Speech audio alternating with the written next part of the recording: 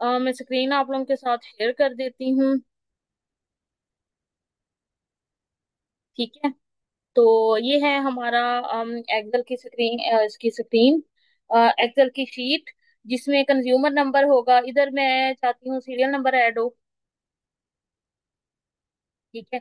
इधर मैं चाहती हूँ मैं सीरियल नंबर ऐड कर दूं। तो इंसर्ट में जाके एक कॉलम ऐड कर दूंगी, उसका नाम रख दूंगी सीरियल नंबर। ठीक है। और सीरियल नंबर में मैं फिलिंग कर दूंगी। ठीक है, मेरे पास 5 कंज्यूमर्स का रिकॉर्ड मौजूद है। ठीक है। अब उसके अलावा उनके नेम भी मौजूद है, उन्होंने यूनिट कंज्यूम की है, वो सारा डाटा देख लिया। ठीक है। और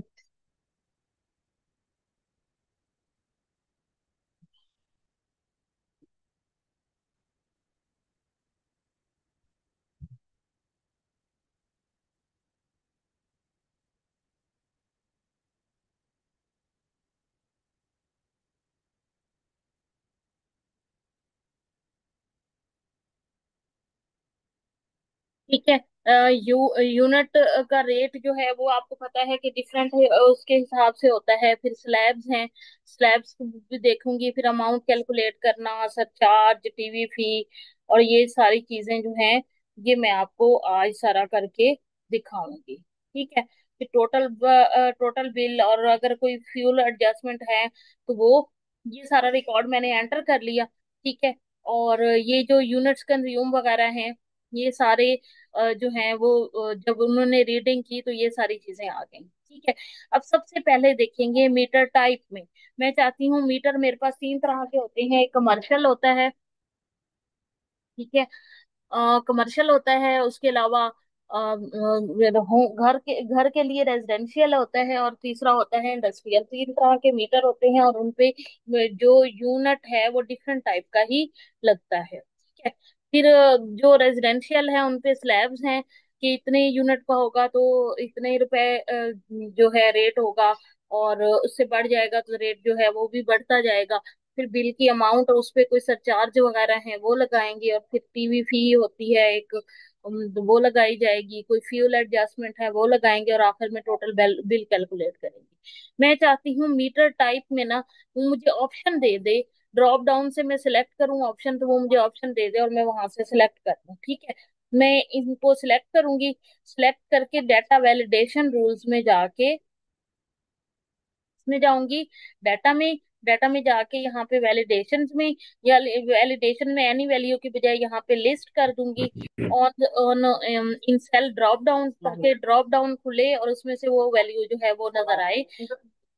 तो और आपने पैसे बताए हैं। और सोर्स जो है, शामिल होती है।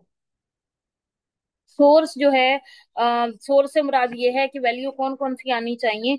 तो वैल्यू, एक मिनट में वैल्यू ना, यहाँ पे सोर्स में वैल्यू जो है वो आप, इसमें फीस वगैरह भी शामिल हो।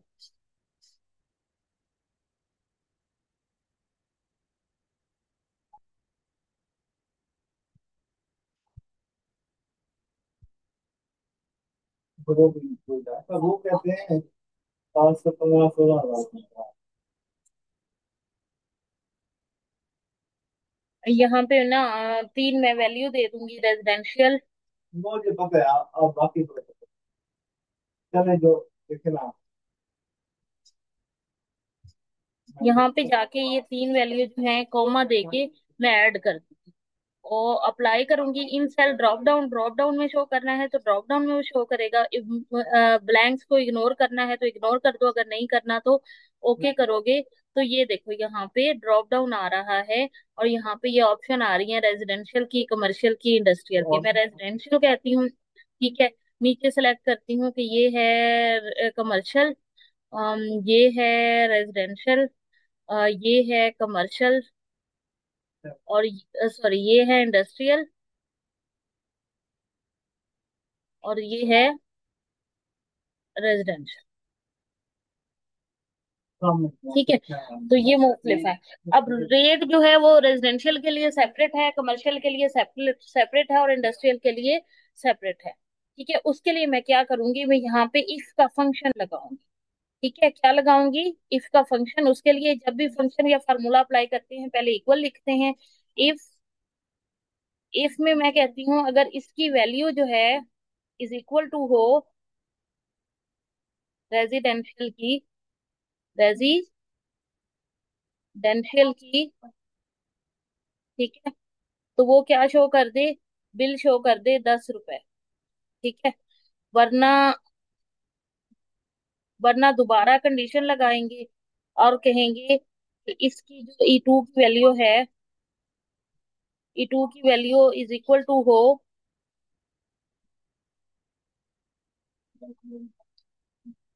और कमर्शियल, तो कमर्शियल में वो उसका बिल बनेगा 15 रुपए यूनिट। और अगर कमर्शियल की बजाय इंडस्ट्रियल हो, यानी E2 की वैल्यू जो है इज इक्वल टू हो इंडस्ट्रियल के, तो 20 रुपए जो है वो इसका बनेगा। अदरवाइज क्या बनेगा? 0 रुपए जो है वो ऐड कर।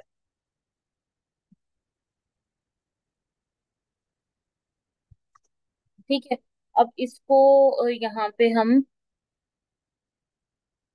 ये देखो, ये इंडस्ट्रियल था 20 रुपए आ रहा है, कमर्शियल है 15 रुपए आ रहा है, रेजिडेंशियल है 10 रुपए आ रहा है। अब स्लैब्स हैं, स्लैब्स का भी इसी तरह, ये मैंने फॉर्मूला कौन सा लगाया है देख लो एक दफा फिर। ठीक है, मैंने कहा कि E2 की वैल्यू अगर रेजिडेंशियल हो तो 10 रुपए लगाए, अगर कमर्शियल हो तो 15 रुपए लगाए, अगर इंडस्ट्रियल हो तो 20 रुपए लगाए, इसके अलावा कोई और ऑप्शन हो तो वो 0 रुपए शो कर दे। उससे पता चल जाएगा कि ये क्या है, कोई एरर है या एरर प्रिंट अगर कहना चाहो, करना चाहो तो इनवैलिड भी लिख सकते हो। वो कैसे लिखोगे? इधर से जाके यहाँ पे हमने लिखना है इनवैलिड इनपुट। ठीक है,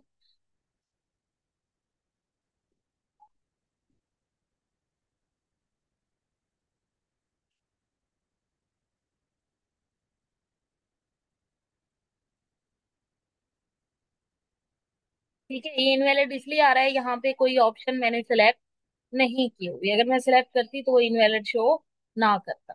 उसके बाद स्लैब्स हैं 200 यूनिट पे कितने रुपए यूनिट, जो रेट है वो बढ़ जाएगा। तो स्लैब्स का, उसके लिए भी आपको इफ लगाना पड़ेगा। इफ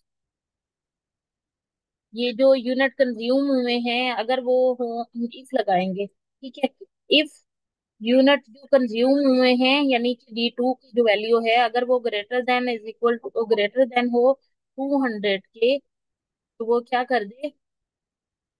वो यहाँ पे वैल्यू जो है यहाँ पे जो यूनिट का बिल है वो हो जाए 12 रुपए। ठीक है, वो क्या हो जाए? 12 रुपए हो जाए, वरना वो 10 रुपए ही रखेगा। 12 रुपए हो जाए, इफ लगा देते हैं। इफ यूनिट जो कंज्यूम है अगर वो यूनिट जो कंज्यूम है अगर ग्रेटर देन हो 500 से ज्यादा। ठीक है, 500 से ज्यादा तो यूनिट का बिल क्या हो जाए? यूनिट का बिल हो जाए 15 रुपए। ठीक है, और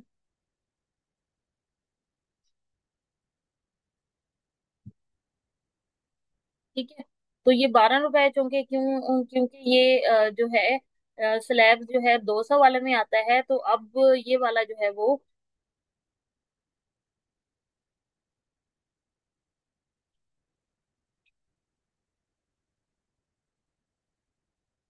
अदरवाइज,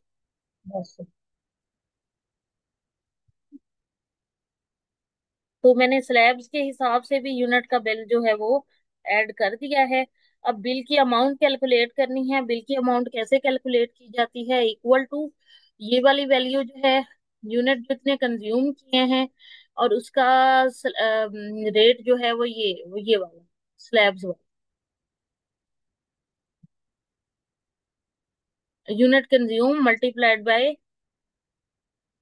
स्लैब्स, एंटर करोगे तो स्लैब एंटर हो जाएगा। ठीक है, ये उसका बिल बन गया। अच्छा, उसके बाद है सरचार्ज।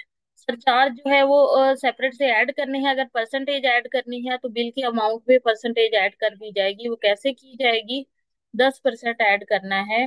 तो सरचार्ज निकालने के लिए इज इक्वल टू लिखेंगे। ठीक है।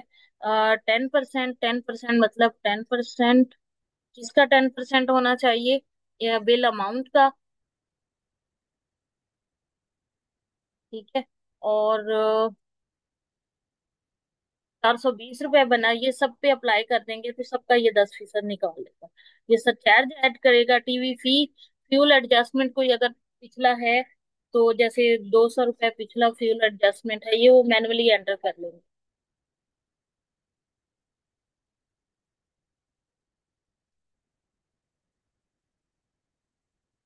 ठीक है। और टोटल बिल जो है वो surcharge, TV fee, bill amount और फ्यूल एडजस्टमेंट को जमा करके होगा, is equal to sum bill amount, surcharge, TV fee, fuel adjustment enter करोगे तो ये टोटल बिल जो है वो सबका आ जाएगा, निकल आएगा। ठीक है। इस तरीके से आपने कर दिया। आप वो चाहते हो कि जो जो यूनिट कंज्यूम हुए हैं, 200 से ज्यादा यूनिट वालों का कलर जो है वो डिफरेंट हो जाए। उसके लिए आप कंडीशनल फॉर्मेटिंग लगाओगे। कंडीशनल फॉर्मेटिंग में जाओगे और लिखोगे ग्रेटर देन हो 200। तो उसकी फीलिंग जो है वो हो जाए। और बल्कि ग्रेटर देन नहीं करती, मैं करती हूँ कंडीशनल फॉर्मेटिंग में बिटवीन। ठीक है। कि बिटवीन होना चाहिए 201 से 400 के दरमियान। तो इसकी फिलिंग ये वाली होनी चाहिए। ठीक है, ओके कर दो। दूसरी कंडीशनल फॉर्मेटिंग अप्लाई कर दो बिटवीन 1 से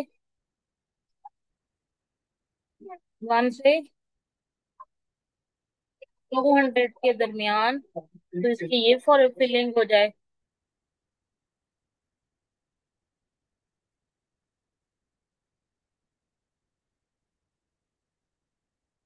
और तीसरी कंडीशन अप्लाई की बिटवीन वाली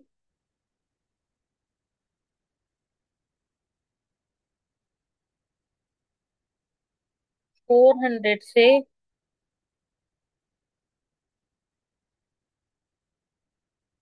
500 के दरमियान।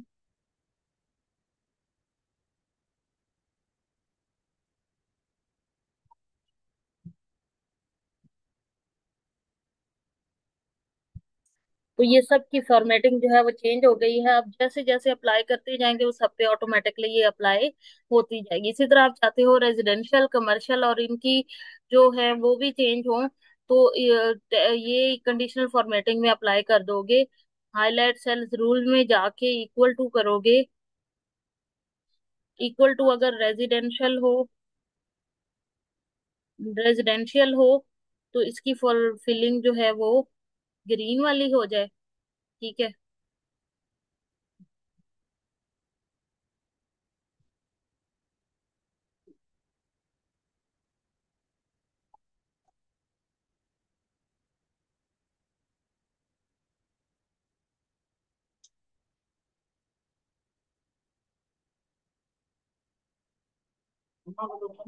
Text that contain residential.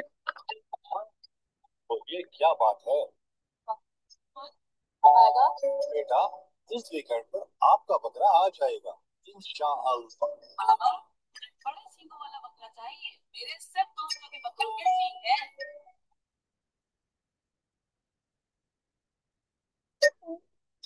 ठीक है। तो ये हो जाएगा इस तरीके से।